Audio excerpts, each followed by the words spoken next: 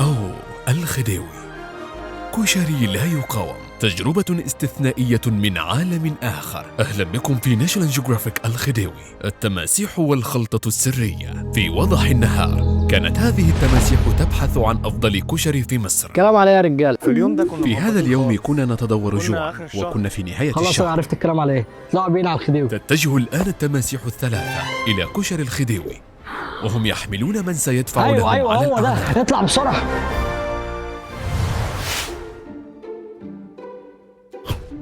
مساء الخير يا فندم، أنا بشبه على حضراتكم. المرة دي بقى شيكات ولا كمبيالات؟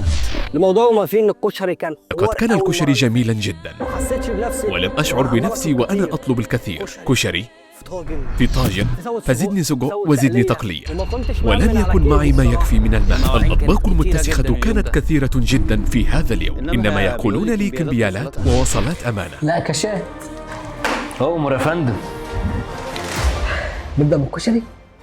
سلطاني، اسمري، خديوي. لا روح.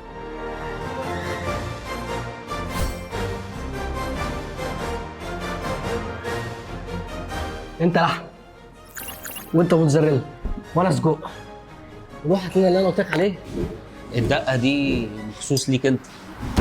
شفت الفلوس بتعمل ايه؟ قال لك مخصوص عشاني. الله يحفظك يا عمرو افندي.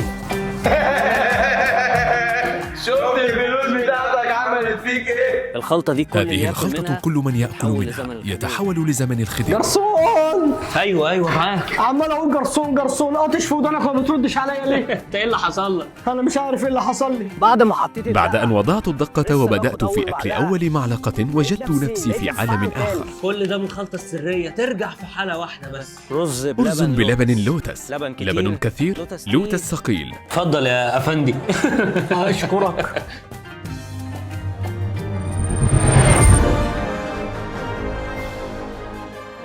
انا رجعت. شفت الفلوس بتعمل ايه؟ الحقيقة أن كل طبق في كشري الخديوي هو سر بحد ذاته.